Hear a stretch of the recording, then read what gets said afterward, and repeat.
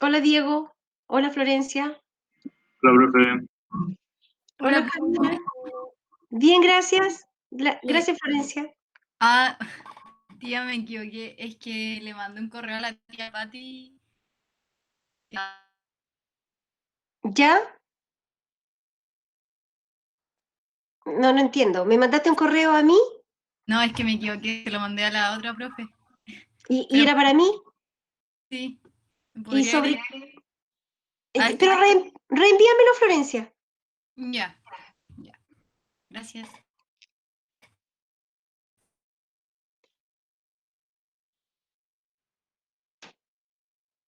Hola Micaela.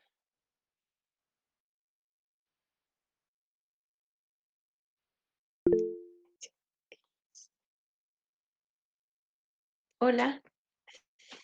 Carita Macías.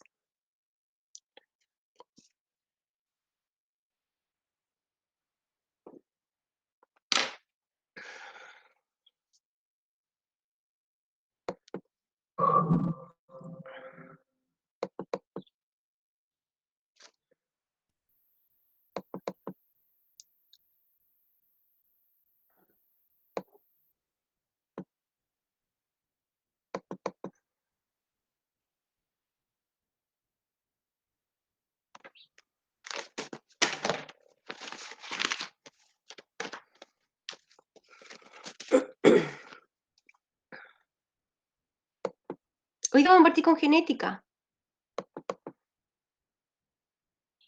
Ay, no, no, no, no, no, no. Me equivoqué. No, este no.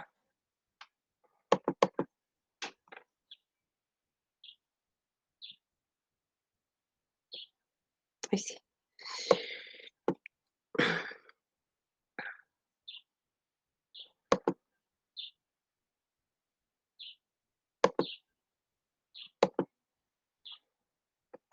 Ya. Andrés Tapia, dejen actualizar un poco mi lista. Jorge. Hola, profe. Hola Jorge. ¿Cómo está? ¿Bien usted? Aquí nomás. ¿A quién más quería colocar en la lista? A ver. A Jorge y a Andrés Tapia. Hola, profe, yo ya les digo con... Emilia, ya. Emilia Muñoz. Gracias. Ya. Hola, profe, igual me uní hace poco. María Jesús. Ok. Sí, gracias. Ya. Entonces, chicos, ¿respondieron las preguntas las últimas preguntas de endocrino? ¿Las revisamos?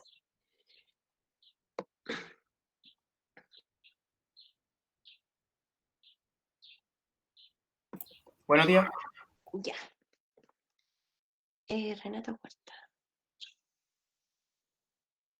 Renata Huerta. Ya, estoy ahí tratando de colocar los que están presentes. Muy bien. Ya. Lo último que vimos de endocrino era sobre el páncreas, sobre la ADH, ¿verdad?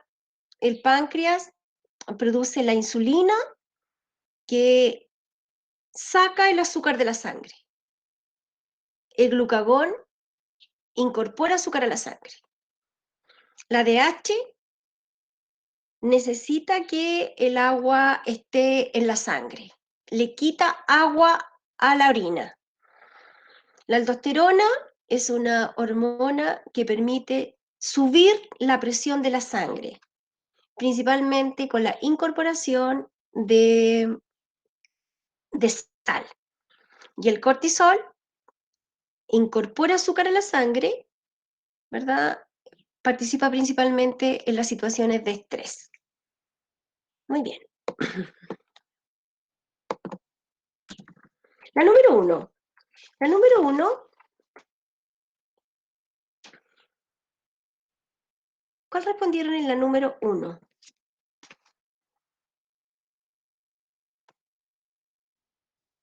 La insulina facilita la entrada de glucosa solo a uno de los siguientes tipos celulares. La insulina. Hepática, ¿no es cierto?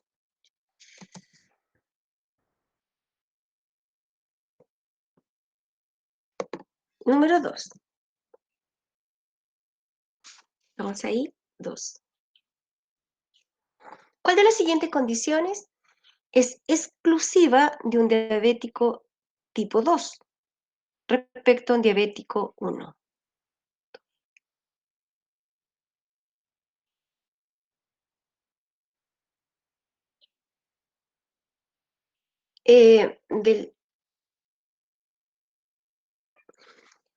¿Qué se puede hacer en el diabético tipo 2 que no se puede hacer en el 1? A ver, es exclusiva de un diabético tipo 2.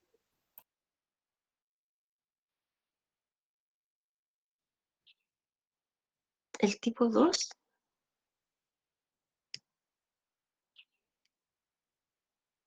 Tratamiento con sustancia hiperglicemiante.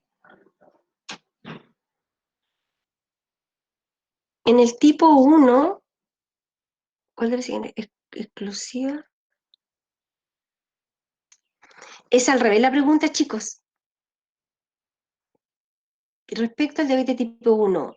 Mire, la diabetes tipo 1 es aquella donde se destruyen las células del páncreas que producen la insulina. Esa es la 1, que es autoinmune. ¿Ya? Y en la diabetes tipo 2 ocurre que no funcionan los receptores. Entonces, ¿cuál de las siguientes condiciones es exclusiva de un diabético tipo 1? Era al revés la pregunta, respecto al diabético tipo 2. La tengo que cambiar y después la subo con las correcciones. Ya. ¿Cuál de las siguientes condiciones es exclusiva del diabético tipo 1? En la diabetes 1, que es insulino dependiente, ¿verdad? ¿Podría ser la B? No, la C, la C. No, estaba bien la pregunta. Ay, ya, espérame. No estaba bien la pregunta. ¿Cuál de las siguientes condiciones es exclusiva del diabético? Oh, me confundí. ¿Cuál de las siguientes condiciones?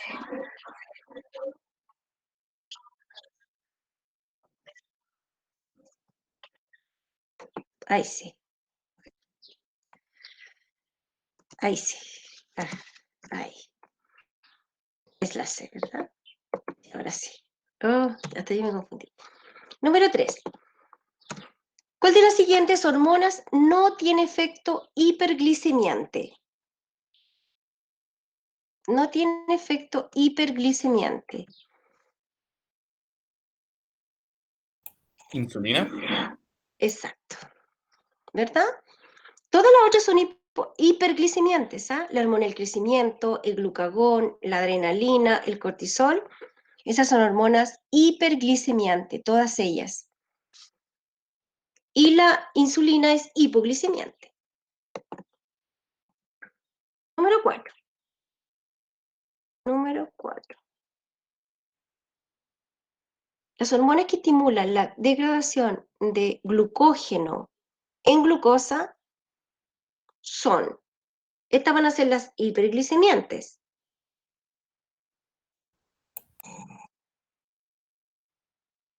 ¿Verdad? Porque recuerden que el glucógeno es una macromolécula de glucosa que está principalmente en el hígado, en la musculatura. Ahí tenemos glucógeno. Entonces, las hormonas que son hiperglicemiantes hacen que desde glucógeno se libere glucosa y vaya a la sangre. Sería 2, 3 y 2, 3 y 4. Perfecto. La letra E. Número 5. Número 5. En relación a la insulina se puede afirmar que La número 5. Se libera cuando el azúcar de la sangre está alta, se libera en caso de hipoglicemia, es una hormona que permite el ingreso del azúcar a la célula. ¿Solo la 2? La insulina, Ah, no. no, la insulina es hipoglicemiante. Entonces se va a liberar en casos de hiperglicemia. Entonces, ¿se libera cuando el azúcar de la sangre está alta? Sí. Entonces Sí. sería solo la 1. ¿Y la 3?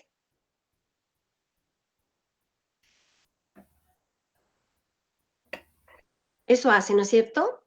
Que el azúcar entre, ese es su trabajo, hacer que el azúcar entre a las células.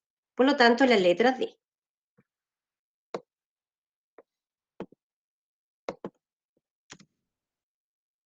Número 6. Entre las causas más importantes de la diabetes,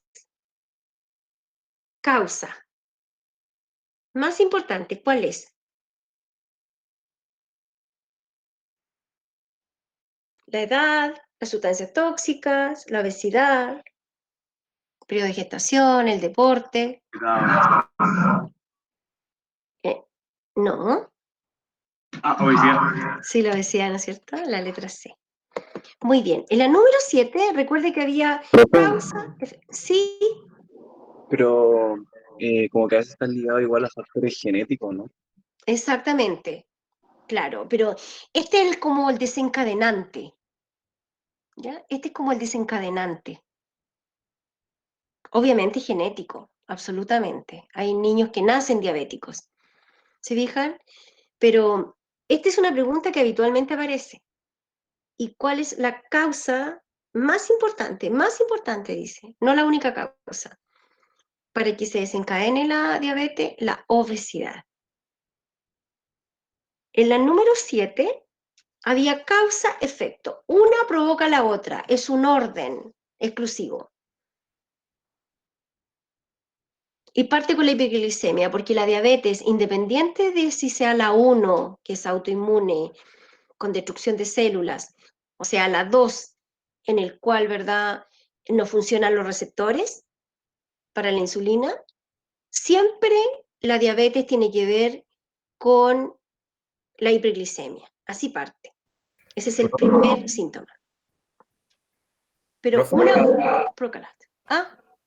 una pregunta. ¿La polidipsia era cuando uno tenía mucha sed? Polidipsia, sed, sí. Poliuria, orina. Uria, orina. Hemia, sangre. Sí, la sed. Polifagia, no aparece ninguna aquí, pero la polifagia también es el apetito.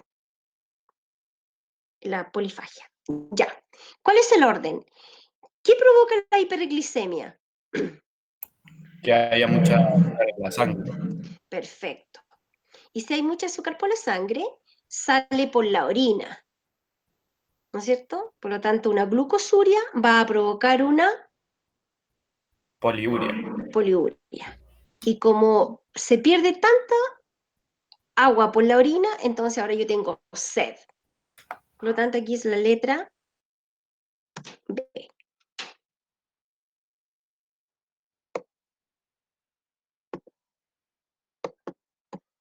Número 8. La ingesta de ciertas sustancias químicas, como el alcohol y el café, inhibe la producción de la hormona antidiurética. A ver, ¿qué significa eso? Mire, inhiben la producción. Y la antidiurética retiene el agua en el cuerpo. Entonces, si no hay hormona antidiurética, se va a orinar mucho. Porque esta hormona es anti-orina. Anti-orina. Diuresis significa orinar. Es anti-contraria. Entonces, ¿verdad? Cuando esta hormona no está, podríamos decir, la persona va a orinar mucho. Si está, va a orinar menos, por lo tanto más concentrado. Ya. Entonces, el alcohol y el café hace que esta hormona no se produzca. ¿Se fija? Por lo tanto, la persona va a orinar mucho más. si es que esta hormona no se produce. Es la número 8. ¿Sí? Entonces sería 1 y 3. La orina. La orina, sí. 8, 1. Se produce mayor. 2 y 3. No, 1 y 3. Es que la orina no se va a estar produciendo la hormona. Entonces la persona va a orinar mucho más, va a liberar más agua por la orina. Cuando actúa la antidiurética, podríamos decir, la orina se concentra.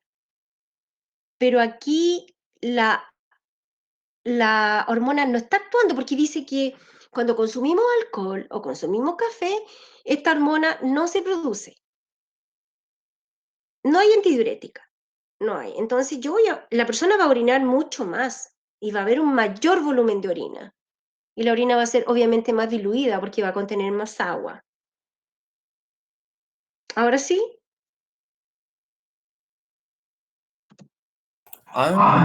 No lo había pensado de esa forma. Ya. Sí. Profe, ¿Sí? la antidiurética, el órgano blanco sería los riñones. Sí, los túbulos renales, exactamente. Ahí están los receptores para esta hormona. Los túbulos renales, exactamente. Ya. La número 9.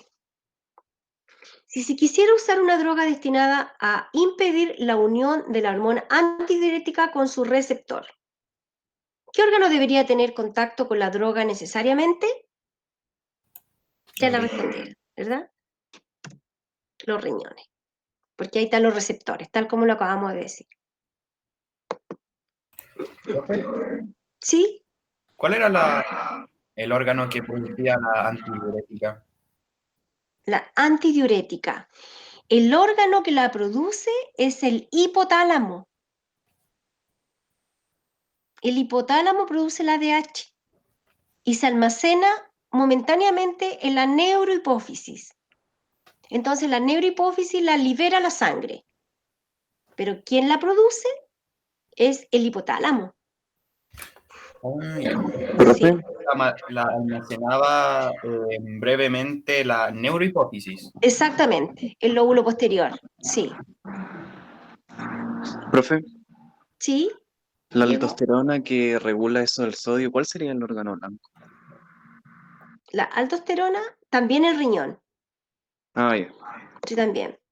¿Verdad? Ella actúa también allí en los túbulos renales, en la asa de Helle, en el colector, participa principalmente reteniendo sal. En ese lugar actúa. También sería el riñón. Ya. Número 10. ¿Cuál de los siguientes factores contribuye a formar una orina más diluida?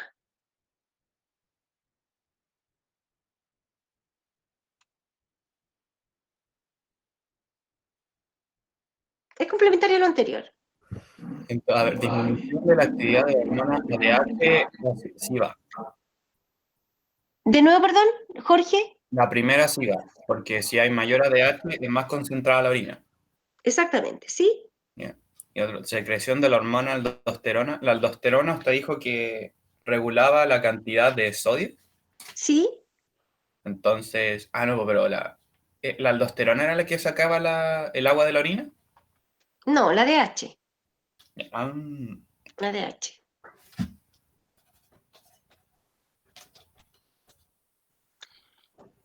Y verdad, y obviamente el consumo de alcohol y cafeína van a contribuir.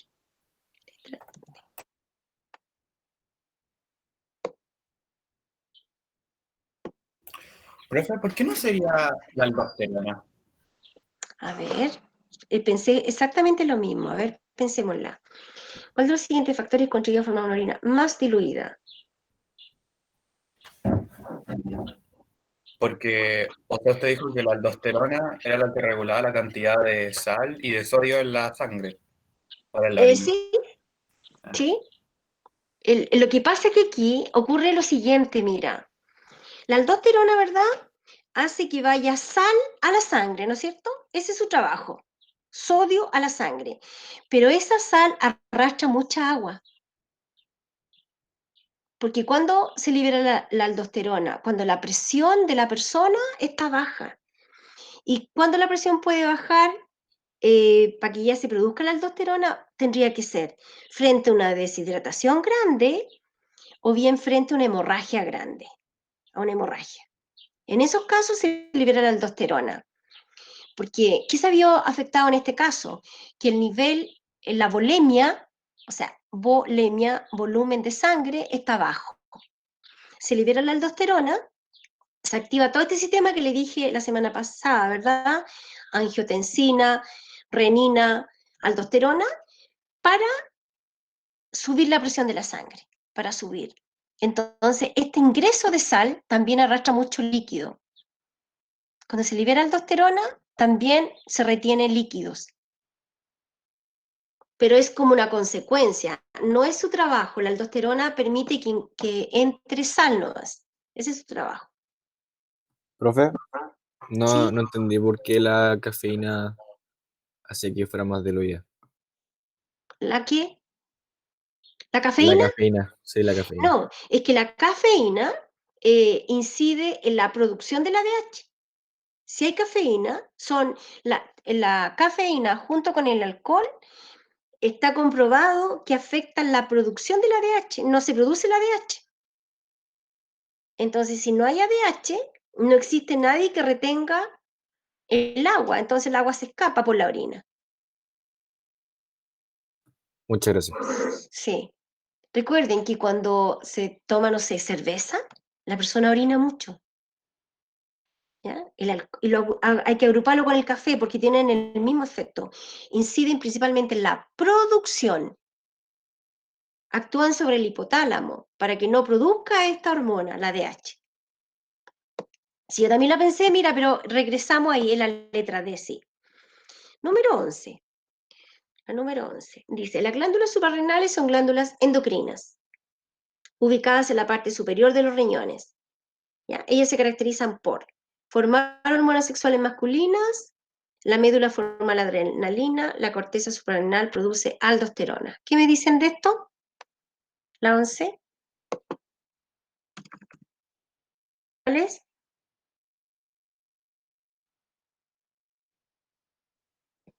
La glándula suprarrenal. Exactamente, ¿verdad? Mire, la corteza, la parte exterior de esta glándula ¿Pregunta produce de la 11 o la 12? la 11. La 11. Pero eso le estoy tratando de explicar. Mira, la parte más externa de la corteza suprarrenal produce todas las hormonas esteroidales. Y esas hormonas esteroidales son hormonas sexuales, aldosterona y cortisol. La corteza, la parte externa de esta glándula. Y la parte interna, que es la médula, produce adrenalina y noradrenalina. Eso produce. Entonces, estaría correcto todo lo que allí dice. Es la E. La número 12,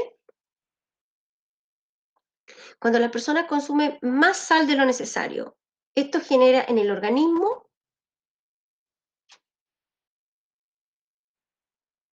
estas son preguntas que pueden aparecer porque son sacadas tal cual de PSU anteriores. ¿Aumentaría la presión sanguínea? Exacto, ¿no es cierto? Eso provoca. Y eso lo sabemos. Entonces, eso lo pueden preguntar ¿por qué? Porque está dentro de lo que tenemos que conocer en esto, ¿no es cierto? Eso que siempre también hay muchas preguntas de la diabetes, porque es una enfermedad que está en un gran porcentaje en nuestro país. En cuanto al tema endocrino, preguntan, ¿qué preguntan? Preguntan sobre la tiroides, preguntan sobre la insulina y preguntan sobre las hormonas sexuales relacionadas con los anticonceptivos. Esos son los 3 temas que preguntan. Número 13. El efecto más evidente de la insuficiencia de la aldosterona es que no se produzca la aldosterona. La aldosterona retiene sal. La A. Perfecto.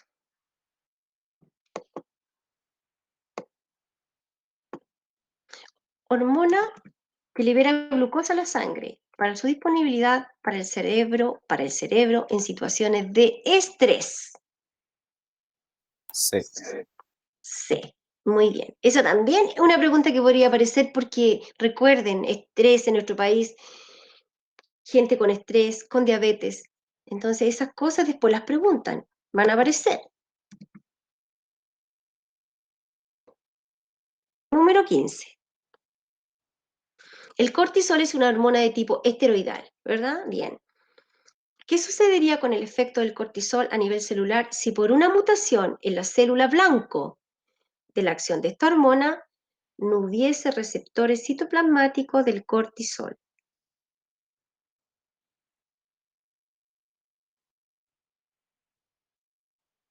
Las células que tendrían que tener los receptores no los tienen. Sobre la célula blanca. Exactamente, no habría efecto, porque la única manera de pesquisar a una hormona es con los receptores. Es la única manera. 16. Las células blanco para la adrenocorticotrofina, o ACTH, que es la misma, están en ¿La B? la letra B. Exacto. Profe, Sí, ¿cuál era la función de la ACTH o la adrenocorticotrofina? cotrofina. La función es que la corteza adrenal produzca cortisol. Esa es la única función que tiene. Que la corteza adrenal produzca cortisol. ¿Solo cortisol, profe? ¿La otra no? Solo cortisol. Ah, ya. La otra es cuando, solo cortisol.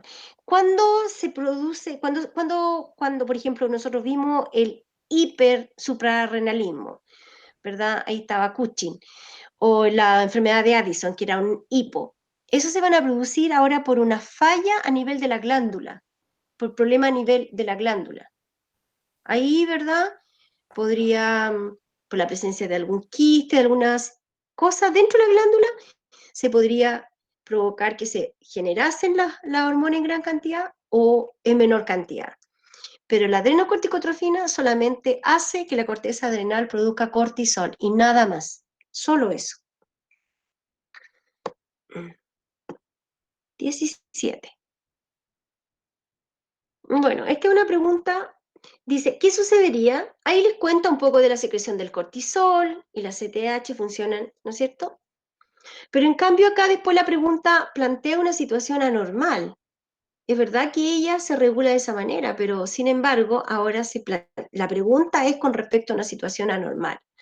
Dice, ¿qué sucedería si la hipófisis no respondiese a los niveles elevados de cortisol y continuara la hipófisis produciendo ACTH? Obviamente, ¿qué seguiría haciendo la corteza adrenal?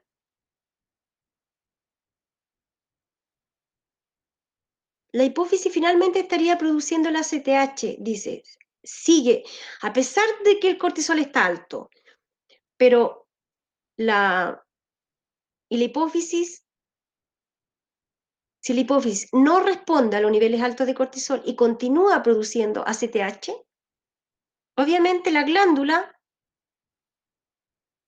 ¿verdad?, seguiría produciendo el cortisol.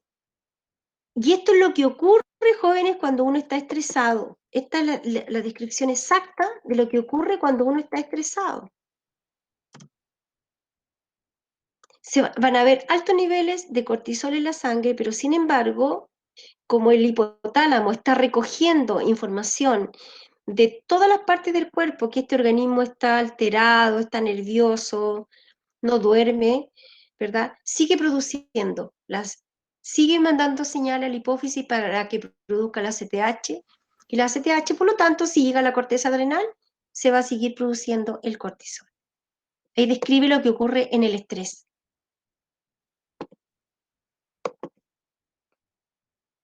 18. ¿Cuál de las siguientes alternativas es incorrecta?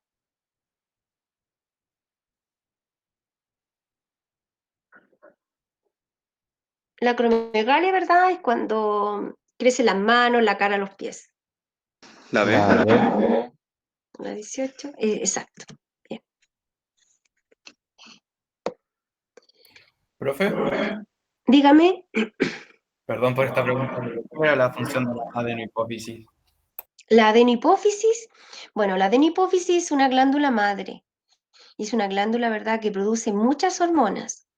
Produce, por ejemplo, la TSH, que actúa en la tiroides. Produce la LH y la FSH, que actúan en los órganos sexuales. Produce la ACTH, que estábamos hablando recién, que actúa sobre la corteza suprarrenal. Produce la hormona del crecimiento, ¿ya?, que permite el crecimiento del cuerpo. Y produce la prolactina, que tiene que ver con la producción de leche. Entonces, y esa es la adenohipófisis, que es la parte anterior de la hipófisis. Es una glándula madre que produce muchas hormonas que a la vez pueden estimular a otras glándulas. Y también delante dijimos que la neurohipófisis, que era la parte de atrás de la hipófisis, guardaba las hormonas del hipotálamo. ¿Cuáles eran esas? La DH y la oxitocina. ¿Ya? Entonces, esta es una glándula madre, la hipófisis, que produce muchas hormonas y que puede, a través de esa hormona, regular a otras glándulas, regular a la hipófisis, perdón, regular a la tiroides, a la corteza suprarrenal para que produzca cortisol, estimular a los testículos para que produzcan testosterona, a los ovarios para que produzcan estrógeno y progesterona. ¿Te fijas? Es una glándula madre, podríamos decir. Bueno, esta es una pregunta que es para que la mediten un poco, pero mira, dice, al hacer un examen que presenta a una persona que presenta una enfermedad, se encontró una sustancia química que tiene una estructura derivada del colesterol, que causa esta sustancia que se parece al colesterol, causa graves alteraciones en las células. Por otro lado, tenía otra particularidad esta enfermedad o esta sustancia. Se unía fácilmente a ciertas proteínas sintéticas que no se encuentran en el organismo. Entonces, es una sustancia química, ¿verdad?, derivada del colesterol que provoca grandes daños. Pero también se descubrió que esta sustancia que provoca esta enfermedad se une a proteínas sintéticas que se pueden hacer en un laboratorio y que no va a haber ninguna repercusión y que no tiene ningún efecto sobre él, pues la célula no tiene receptores para esa proteína. Pero esa sustancia nueva se puede unir con esta otra, ¿verdad?, que provoca el caos. ¿De qué manera se puede tratar esta enfermedad? La C. La C, ¿no es cierto? Uniendo esta proteína sintética que se puede elaborar a esta sustancia que provoca. ¿Y por qué? Porque resulta que la célula no tiene receptores para esta sustancia química, para esta proteína sintética. Exacto. Ya. ¿Cuántas quedan? 20. La siguiente dice, ¿cuál de los siguientes pares de glándulas y hormonas es el correcto? Es el correcto. Hay una correcta nomás. La A es falsísima. Sí, ¿no es cierto? Porque el cortisol lo produce la glándula suprarrenal. La B también, esa la produce la adenohipófisis. Perfecto. La C. No sé, ¿no es cierto? Y si seguimos con el análisis que estaba haciendo Jorge, la médula suprarrenal, ¿qué es un corticoide que de repente aparece? Un corticoide es el cortisol. Ese es un corticoide, el cortisol. Y es producida por la corteza suprarrenal. La Y corteza produce hormonas lipídicas, ¿no? todas las esteroidales, todas. Esteroidales. Sí, todas las sexuales, más la aldosterona, que también es un lípido, y el cortisol. ¿Ya? Esas son las esteroidales. El resto de naturaleza proteica, no olviden eso. Las hormonas pueden ser lipídicas o esteroidales o de naturaleza proteica. De esas dos naturalezas nomás. Profe, ¿Sí? pero la cantidad de hormonas sexuales, no sé, la testosterona o progesterona no es nada comparado con las gónadas, ¿no? Me refiero a cantidad. O sea, claro, Igual mira, producen harto. sí, bueno, quien se encarga de producir las hormonas sexuales son las gónadas, pero en este lugar hay unos vestigios que producen una mínima cantidad de hormonas sexuales en el hombre y en la mujer, ¿ya? Pero la cantidad es mínima. ¿Cuándo hay problema en este sentido? Cuando hay un problema en la glándula como tal. Te dije adelante, me preguntaban, a ver, la corteza suprarrenal, cuando llega la adrenocorticotrofina, ¿solo acá se produce el cortisol? Sí.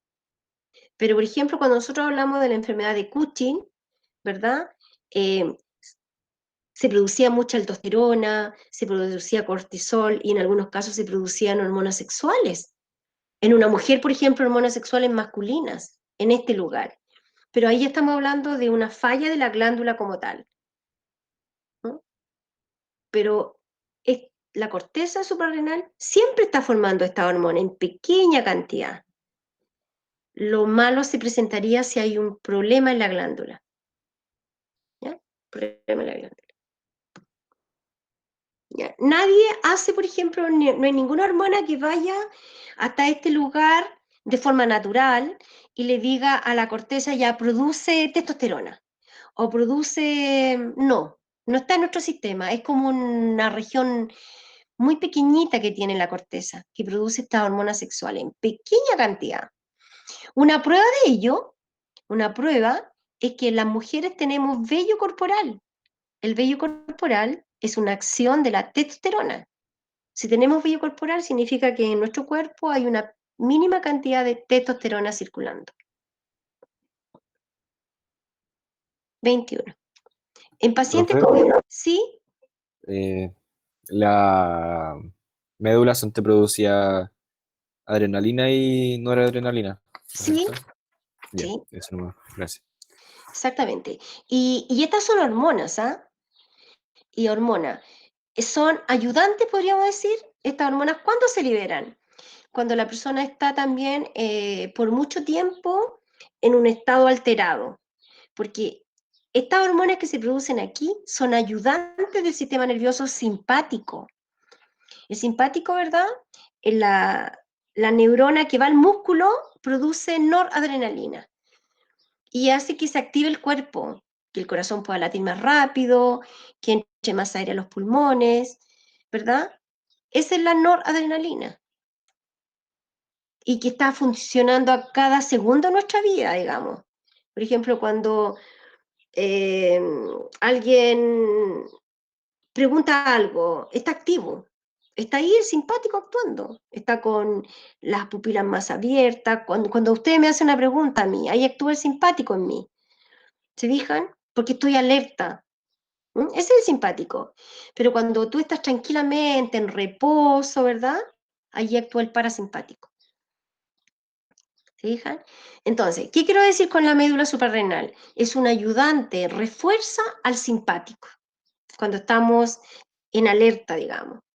Ahí está actuando el simpático en nosotros. Estamos, ¿verdad? Concentrados, atentos, alerta a lo que no me puedan decir, a lo que voy a decir. Ese es el simpático. El simpático se va combinando con el parasimpático.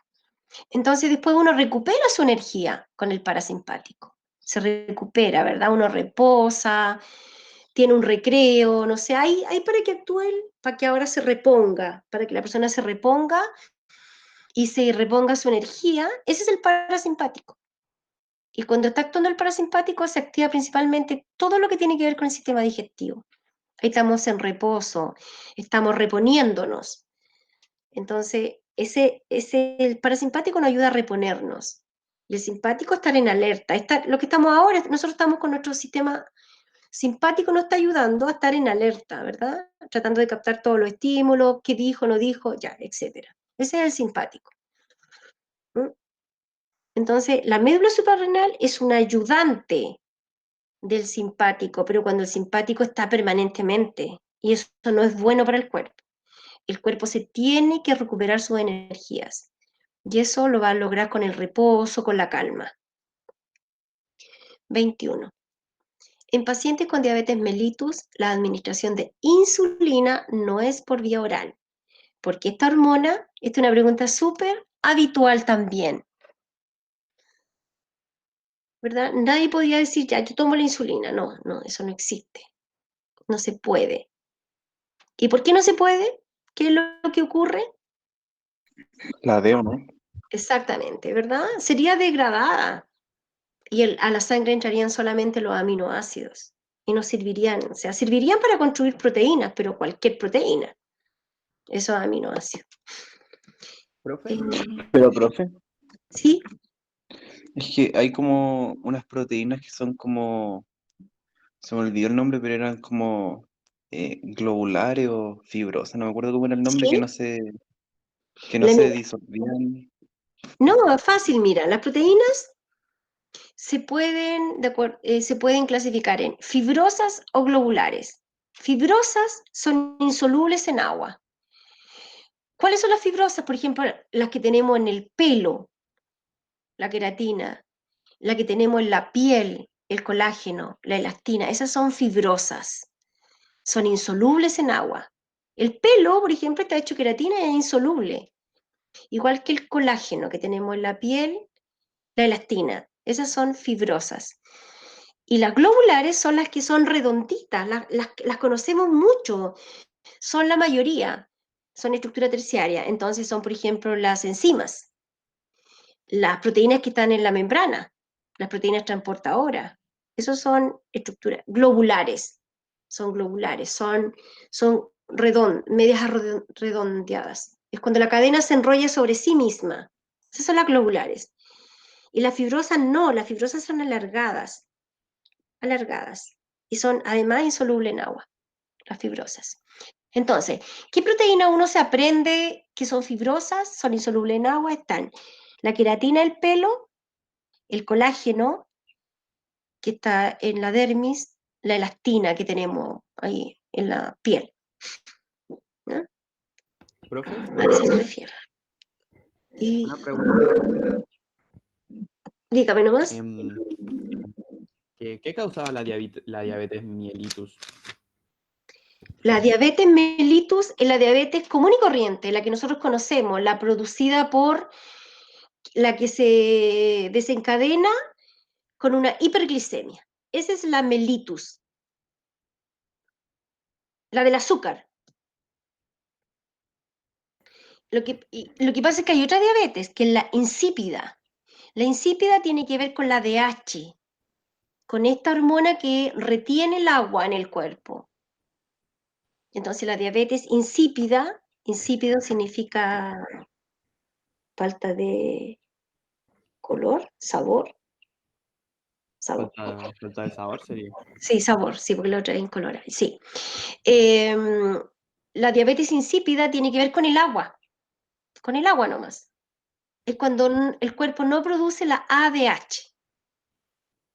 Esa es la insípida, que habla de ahí del agua. O sea, profe, la diabetes Sí, insípida de diabetes no tiene nada. nada, nada. Lo que Es que pasó, son los Diabetes. síntomas, ¿o no? mire, fue lo siguiente. Lo que pasó que fue mal rotulada, podríamos decir. Cuando en el 1930 iba alguien al médico, recuerden que esto va quedando en los libros registrados. Cuando iba un paciente decía, el médico le preguntaba, a ver, ¿qué síntomas, qué le pasa a usted? Y la persona decía, yo orino mucho y tengo mucha sed. ¿Se fija? Entonces el doctor pensaba que era la diabetes mellitus, porque tiene los mismos síntomas. O sea, una persona que llega con diabetes mellitus, cuando describa frente al médico, va a decir eso, porque él no tiene idea de la hiperglicemia, uno no puede darse cuenta si tiene azúcar en la sangre, no se puede dar cuenta si hay azúcar en la orina, no. Entonces es por la coincidencia de síntomas. ¿Ya? Orina mucho y anda con mucha sed. Así, una persona que empieza a tener esos síntomas ¿verdad? Llega al médico contando eso. Hoy día ya no, porque hoy día van inmediatamente y le hacen un examen de orina o de sangre a la persona. Pero 50 años atrás no. Entonces, se le decía diabetes. Y en realidad habían dos opciones, ¿se fijan ustedes? Porque los síntomas eran los mismos que sentía la persona.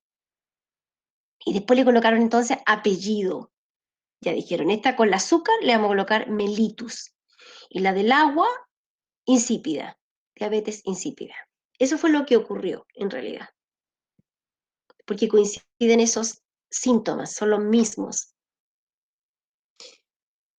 Entonces, fíjense ustedes que esos son los síntomas que siente una persona que tiene diabetes insípida. ¿Ya? Le da sed y orina mucho. Y una persona que tiene diabetes mellitus, la misma. Eso le va a contar al médico, porque ¿se acuerdan que había una secuencia de síntomas? Hiperglicemia, glucosuria, poliuria, polifagia. Sí, polifagia. Polidipsia, perdón, polidipsia. ¿Se fija? Pero nadie se va a dar cuenta que alguien que está partiendo con la diabetes mellitus no va a saber cuáles son sus niveles de azúcar, ni en la sangre, ni en la orina, que son los primeros síntomas de la diabetes mellitus. Ya. Espero que haya quedado claro. La 22. ¿Cuál de las siguientes afirmaciones es correcta con respecto al glucagón? La A. Esta es una pregunta que parece mucho igual, jóvenes. Todo lo relacionado, repito, con la insulina, con el glucagón, o sea, páncreas, con la tiroides y con las hormonas sexuales, lo preguntan mucho en esta parte. Muy bien. Yo voy ahora a iniciar otro tema que es genética. Voy a ir relativamente rápido. Yo sé que yo hace poco que lo estoy viendo, de hecho, en el lectivo, pero mi propuesta para las personas que están aquí en el grupo y además están en el lectivo, que van a desarrollar las preguntas, que son otras preguntas. Son unas preguntas tal vez un poco más básicas, pero son preguntas que les va a ayudar a aclarar mucho la materia. ¿Ya? Entonces yo voy a partir ahora con esto. Vamos a partir con monohibridismo. Hoy día quiero ver monohibridismo y quiero ver cruzamiento de prueba. ¿Ya?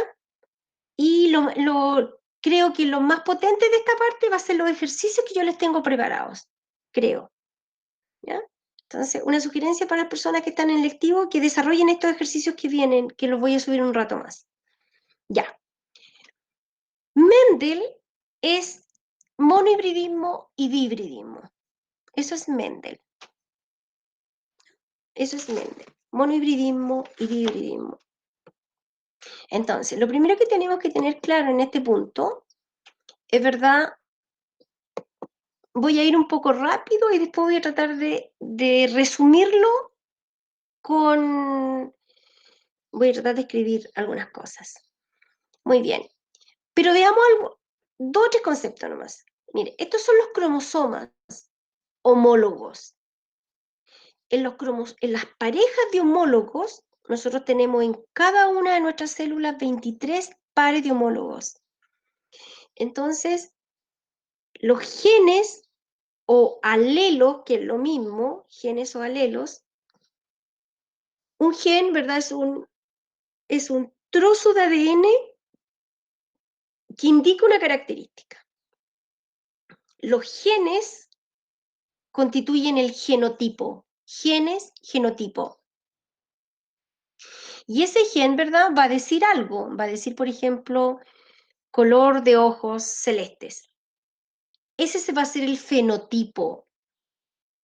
Un gen, el ADN, se expresa en el fenotipo. En el fenotipo. ¿Ya? En el fenotipo. Un gen se puede expresar en una hormona. Por ejemplo, el tema que recién estábamos viendo. Un gen se va a expresar en la insulina, por ejemplo. ¿Ya?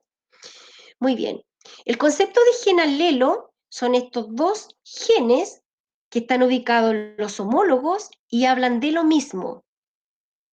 Por ejemplo, este gen es alelo de este porque este habla de color de ojo y este también habla de color de ojos, por ejemplo.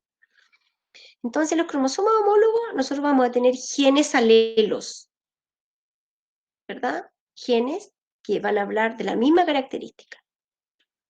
Se fija que hay genes para el color del pelo, ¿no?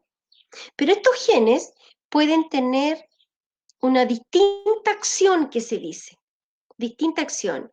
Por ejemplo, uno puede ser dominante y el otro puede ser recesivo, ¿no? Uno dominante y el otro recesivo. Son distintas acciones. Entonces, este gen dominante se va a simbolizar con una letra mayúscula, la que yo quiera. Pero su alelo, si yo me decido por una letra, ¿verdad? Yo digo, yo voy a trabajar la A, con la letra A. Esa letra A mayúscula me va a representar un gen dominante. Yo voy a decir, por ejemplo, ojo café. Pero ahora para colocar ojos celeste, yo no puedo decir ahora voy a usar la B. No, estaría rompiendo este esquema que se llama genes alelos. Si yo trabajé el color de ojo, entonces lo tengo que trabajar con una sola letra. Al gen dominante le voy a colocar una letra mayúscula, la A mayúscula, y al gen recesivo va a ir con una letra minúscula.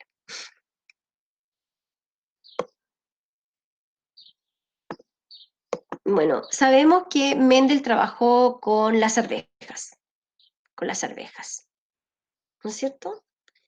Las arvejas, y qué ventaja ofrecía las arvejas, que gracias a las arvejas, ¿verdad?, él pudo determinar, hay genes dominantes y genes recesivos. Esa es la genética mendeliana. Él habla, ¿verdad?, de genes dominantes y genes recesivos. Al hacer un análisis de estas arvejas, las semillas lisas, rugosas, ¿verdad? Habían semillas lisas, de estructura lisa y de estructura rugosa, por ejemplo. Y cuando se cruzaban ellas, en F1 todas eran lisas. Entonces, frente a eso, si habían padres lisos y padres rugosos, y todos eran lisos, entonces Mendel dijo, esta va a ser la característica dominante, la que se manifiesta en algunos casos única o en mayor porcentaje es la dominante, lisa. Y así fue determinando cada una. Por ejemplo, cruzó plantas con semillas amarillas con plantas con semillas verdes, y él se dio cuenta que todos los hijos obtenidos, todas las plantas que se obtuvieron, tenían semilla amarilla. Pero ¿cómo era posible eso? ¿Se fija? Entonces, a esta característica él la llamó dominante, aquella que se presenta con mayor frecuencia. Cruzó plantas que tenían la flor púrpura con plantas flor blanca y se dio cuenta, ¿verdad?, que al hacer este experimento, al hacer estos cruzamientos, todas las plantas eran púrpuras después, F1. F1. Sin embargo, cuando él ahora tomaba individuos de F1, tomaba individuos de la primera generación, al hacer y las autofecundaba, él después en F2 obtenía, ¿verdad?, aparecía la característica que no había aparecido en F1, y a esa característica la llamó recesiva, esa característica que aparecía en bajo porcentaje, ¿ya?, que aparecía en una segunda generación. ¿Ya? ¿Por qué esto era tan increíble para él? Porque miren, nos vamos a imaginar un solo experimento. Él cruzó plantas con semilla amarilla y verde. Ese va a ser. Entonces él, por ejemplo, mire, él había seleccionado las semillas amarillas y él tenía la planta amarilla allí, con semilla amarilla. Y tenía plantas que producían semilla verde. Entonces, él, por ejemplo, tenía 500 plantas amarillas. Le cortaba el estambre a las plantas amarillas y le colocaba polen verde. ¿Ya? Y luego plantaba esas semillas, volvía a ver y veía que todas eran, por ejemplo, amarillas. Pero él había polinizado estas plantas con verde. Ya, también hacía el otro experimento. Él cruzaba, ¿verdad? Tenía verdes. Le cortaba el estambre a las verdes. Le colocaba polen amarillo. Y todas eran amarillas. ¿Se fijan? Por eso era tan sorprendente para él, no poderlo comprender. O sea, igual él dio todos los principios, pero eso era lo que realmente a él le pasaba como agricultor, podríamos decir. Y no aparecía ninguna verde, ninguna. ¿Se fijan? Entonces, por eso él dijo, esta característica que se presenta prácticamente aparece solamente en una segunda generación, a esa le llamó característica recesiva. De ahí salió eso. Ya. Bien. Y ahí tenemos la primera ley de Mendel, el principio de la uniformidad, que dice que al cruzar razas puras, homocigotas, la descendencia de F1 será heterocigota y dominante. El otro carácter lo llamó recesivo. De aquí él fue armando sus leyes. Entonces, solo se va a cumplir la primera ley cuando él cruce razas puras. Razas puras. Al cruzar razas puras, ¿qué es una raza pura? Homocigoto. El homocigoto es cuando los dos genes ubicados en lo homólogo tienen la misma acción. La misma acción. Ese es un genotipo. Y cuando... Eso. Cuando, mire. Y este fue el resultado de F1. F1 son posibles combinaciones. Son posibles combinaciones. No son 4 hijos. No, posibles combinaciones.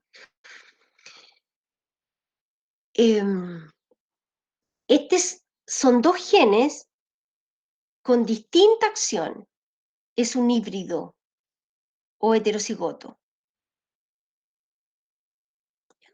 Entonces, yo ahora voy a tratar de explicarle todo lo que le he dicho. Van a disculpar, eso sí, pero no se me ocurre qué otra manera. Esto me lo enseñan ustedes mismos. A ver, mire. Si yo tengo, por ejemplo, esta letra. Ya. ¿Eso qué me simboliza? ¿Eso qué es en el ámbito genético? ¿Un gen dominante? Un gen dominante, ¿no es cierto? Muy bien, un gen dominante. Perfecto. Si yo tengo ahora esta letra, ¿qué me representa genéticamente? La A minúscula, ¿qué me representa? ¿Un gen recesivo? Un gen recesivo. Muy bien. Voy a colocar aquí esta letra.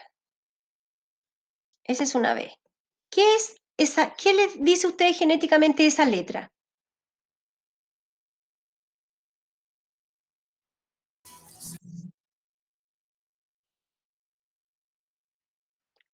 ¿Qué les dice? ¿Gen recesivo? Gen recesivo. Muy bien. ¿Qué tiene que ver A minúscula con B?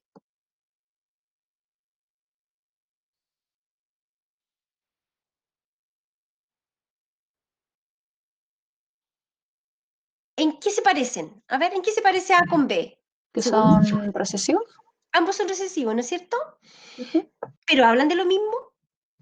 No, son distintos. Son distintos. Van a ir ubicados en otra parte, porque B puede ser alelo, pero solo de B. ¿Te fija? Entonces, si tenemos una pareja de homólogos, la voy a dibujar con una cromática porque puede ser con una o con dos, da lo mismo. ¿Qué significa esto? Significa, estos dos los quiero hacer iguales, que por ejemplo, esta va a ser una pareja de homólogos. Entonces, por ejemplo, aquí va a estar A ubicado. Va a ser una pareja de homólogos, no olviden. Y A va a estar ubicado acá, en el mismo locus.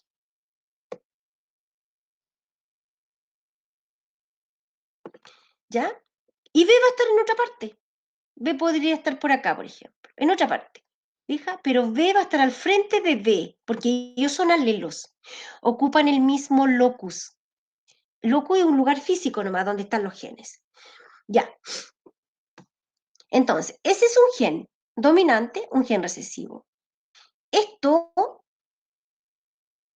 gen es dominante, este gen es recesivo, son genes alelos. Hablan de lo mismo. ¿Mm? ¿Ya? Entonces, si yo coloco esto ahora, mire.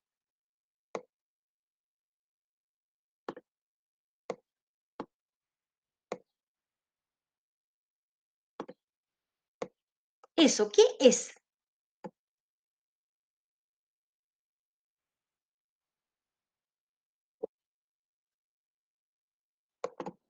¿Eso qué es? Le coloqué 2A mayúscula ahora. ¿Qué es eso?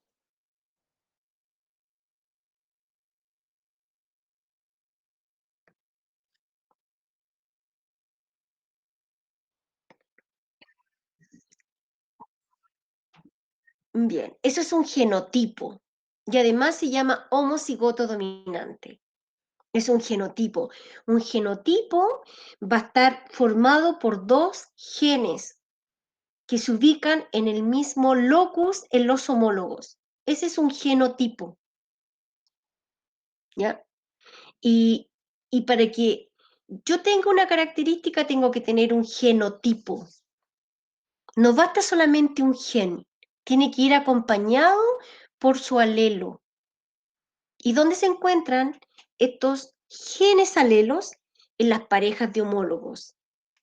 Recuerden que en las parejas de homólogos hay un cromosoma materno que hemos heredado de la mamá y otro del papá.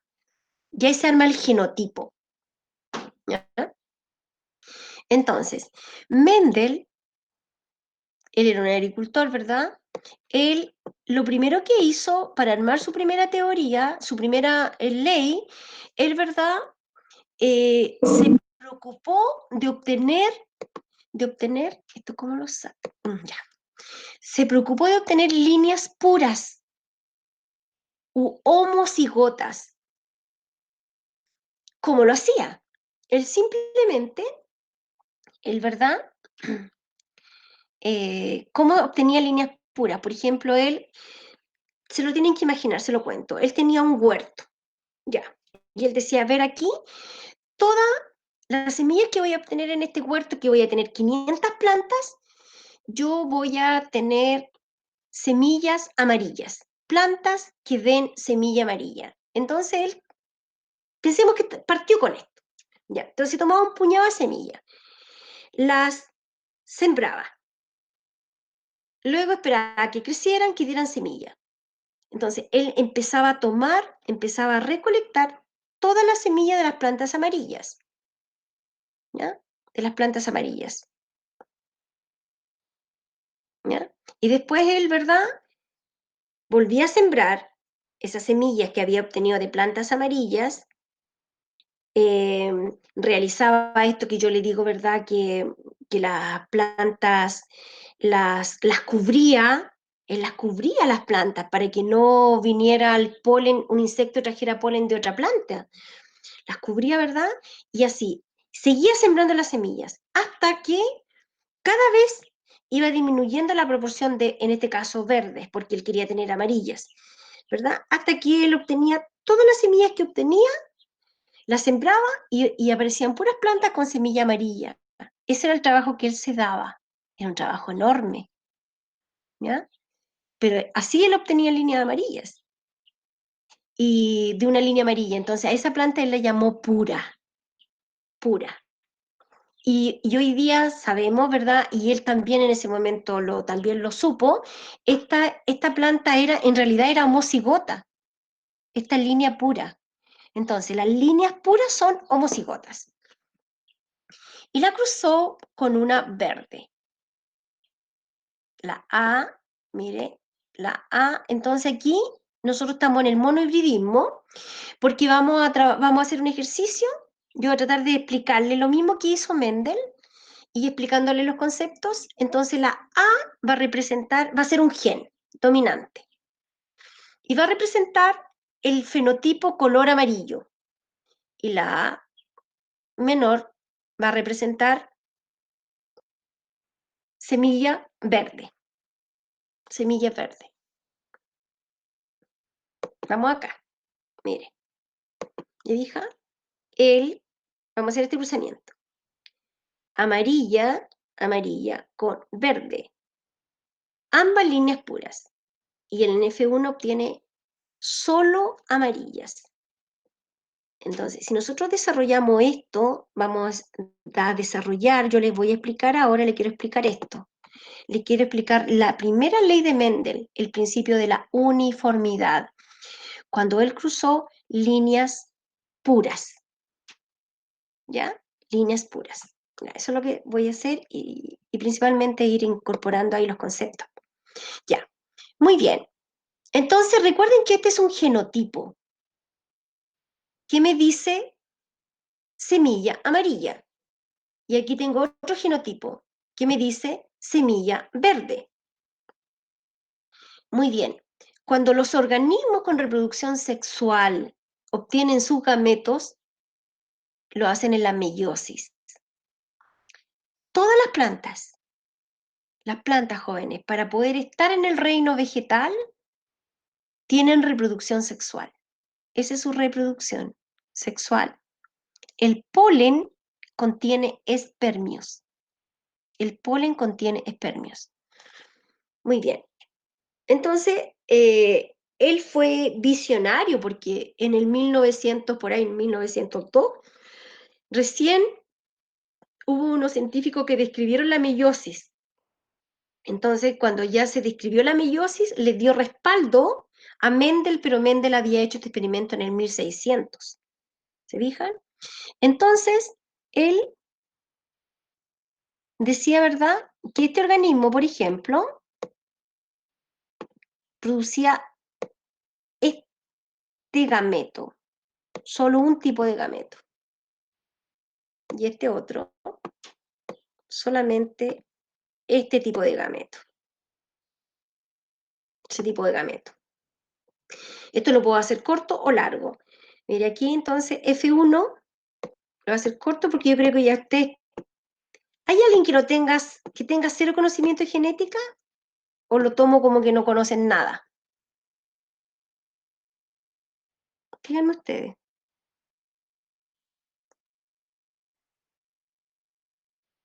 Ya, lo voy a hacer de las dos opciones, entonces.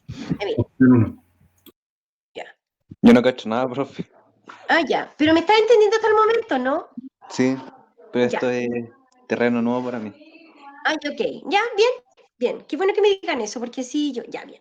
Entonces, en F1, ¿qué es F1? Son las posibles combinaciones. Es primera generación filial. Entonces, yo lo voy a hacer aquí de forma corta primero y después lo voy a desarrollar al ladito. Mira. Entonces, para obtener F1, yo obviamente tengo que tomar, este es un gameto producido por este organismo.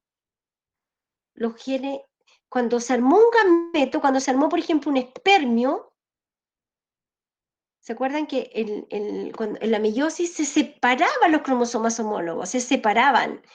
Y uno, en el fondo, un cromosoma homólogo iba a parar a un gameto y el otro en el otro. Entonces, por ejemplo, este es un espermio con ese gameto. ¿Ya? Y el otro, bueno, en este caso, si ustedes se fijan, todos los gametos iban a llevar este nomás, porque no había más opciones para este individuo. Y acá iba a ser lo mismo. Entonces, estos van a ser gametos. Entonces, no imagina que este es un óvulo. ¿Me fija? Aquí otro óvulo. Ya, sí. Lo tengo que hacer más lento, entonces. Ya. Entonces, ahí Eso sería meiosis, es obtener gametos. Durante la meiosis, lo que realmente ocurre finalmente es que se separan las parejas de los homólogos, se separan. Y estos genes van en los homólogos. Entonces la meiosis se separa la A de la A. Entonces, esta, por ejemplo, A se va a ir en un gameto, pero en este caso el genotipo son estas, ¿verdad? Este genotipo aquí es un genotipo heterocigoto, que todavía no me aparece en este esquema. Entonces, en F1 yo voy a ver cuáles son las combinaciones entre estos actores que tengo acá. ¿Ya? Estos son los gametos, entonces. Entonces, cruzo el primero con el primero, fija, S con S, y me va a dar esta combinación. El gen dominante siempre se coloca al principio.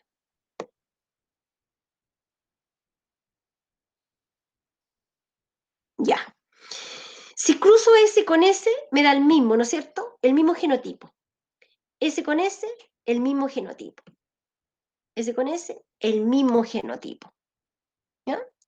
O sea, todos los individuos de F1 fueron genotipos con un gen grande y un gen chico, y a eso se le llama heterocigoto o híbrido. Heterocigoto o híbrido. Los genes con distinta acción, uno grande, uno chico. Por ejemplo, este que dibujamos acá, ese es un heterocigoto.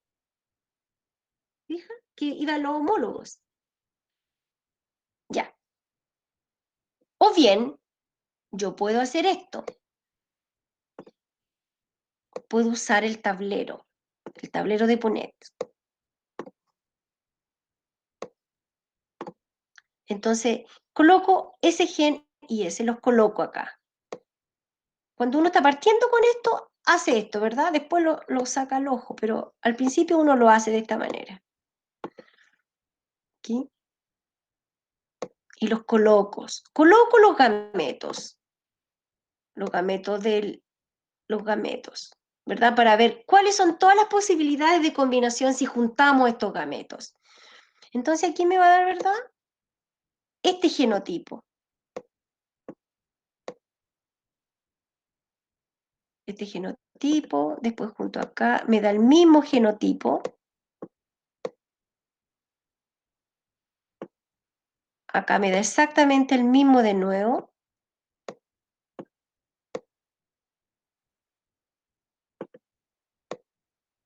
Siempre el mismo. ¿Te fijas? Bien. Mira, vamos allá de nuevo a recoger lo que yo quiero explicarles. Les quiero explicar esta primera ley. Recuerden que estoy dentro del monohibridismo, estoy estudiando una característica, en este caso color de la semilla, pero el color de la semilla tiene variantes, puede ser amarillo o verde. Entonces, cuando cruzo líneas puras, o sea, homocigotos, ahí se obtuvo los gametos, ¿se fijan? Lo que les estaba explicando recién, los gametos se obtienen mediante la meiosis en la reproducción sexual, que simplemente los cromosomas homólogos se separan y van a ir a dar a diferentes gametos. Y luego aquí están las posibles combinaciones que acabamos de hacer, ¿verdad? El primero con el primero con el segundo con el primero. ¿Te fijas? Todos híbridos o heterocigotos. Todos híbridos o heterocigotos. Y ese es F1. F1. ¿Ya? Entonces, aquí yo tengo ahora F1, tengo el genotipo de F1. Entonces yo quiero, por ejemplo, saber cuál es el genotipo de F1. ¿Cuál es el genotipo? Cuando yo hablo de genotipo, voy a colocarle hasta la T nomás, ahí. Cuando hablo de genotipo, hablo de genes, pero dos a la vez. Y este sería homocigoto. Como está con letra mayúscula, homocigoto dominante, homocigoto recesivo. Y este sería un heterocigoto. Entonces, cuando yo quiero saber el genotipo, yo hablo de homocigoto, heterocigoto. ¿Ya? Muy bien. El genotipo, en este caso, Cada uno de estos representa un 25% de porcentaje. Son probabilidades, son posibilidades. ¿Ya? ¿Cuál es el genotipo de F1 en este caso?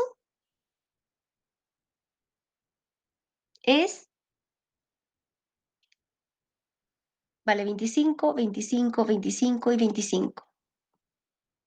¿100% de qué? ¿Cómo es el genotipo?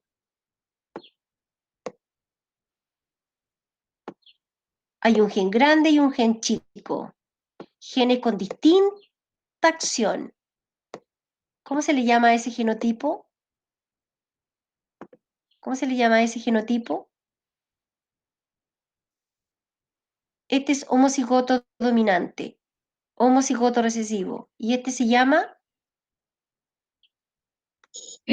heterocigoto o híbrido. Es lo mismo. 100% híbrido. Voy a colocar híbrido aquí nomás. O heterocigoto es lo mismo, ¿ah? Híbrido. Ya. Muy bien. Ahora yo quiero saber el fenotipo de F1. Fenotipo. ¿Qué es el fenotipo? Son las características visibles. En este caso, el color de la semilla. El color de los de F1. Fenotipo.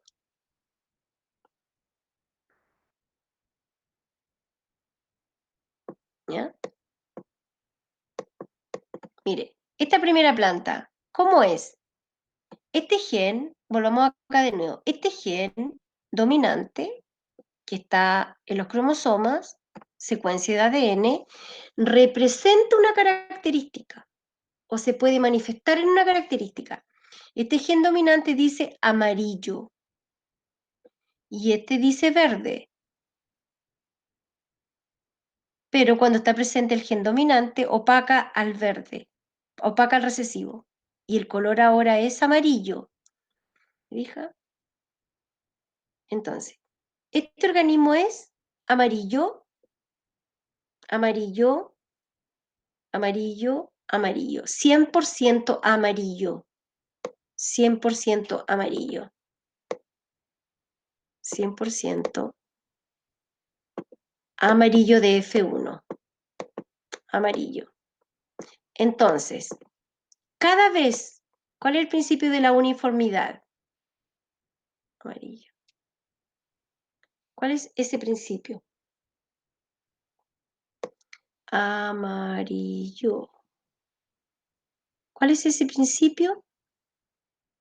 Dice que cada vez que yo cruzo líneas puras, o sea, homocigotas, en F1 voy a obtener un 100% de heterocigotos y un 100% de la característica dominante. En este caso, amarillo. El gen A mayúscula era un gen que representa el amarillo. ¿Dudas hasta ahí, jóvenes? Hoy terminó la hora.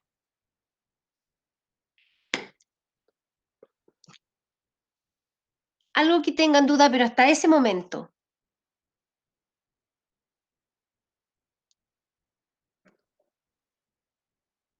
Por favor, la persona que dijo que no sabía de esto, ¿lo comprende hasta ahí? Ahí sí, profe, me quedó claro. ¿Sí? Ya, qué bueno. Miren, chicos, yo, como ya terminó la hora, yo tengo una guía muy buena que les va a servir. Pero, sin embargo, yo voy a continuar la próxima clase. Aquí está la segunda ley, ¿no es cierto? Y después de eso, no es tanto lo que hay que ver, después yo me voy a saltar a lo que se llama el cruzamiento de pruebas. Súper importante. Eso tengo que ver en esta primera parte. Genética, si se comprende esta primera parte de monohibridismo y posteriormente de dihibridismo, jóvenes, eso es todo. Y después el resto, ¿qué es el resto? Es lo mismo, digamos, con otros títulos nomás. ¿Ya? Entonces, estoy recién partiendo, me falta mucho todavía. Yo voy a subir entonces. Voy a subir esto y voy a subir una, porque ya terminó el tiempo.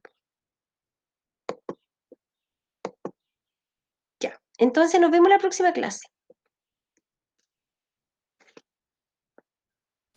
Chao, profe, que esté bien. Profe, ¿Sí? ¿le puedo mostrar una duda pequeña?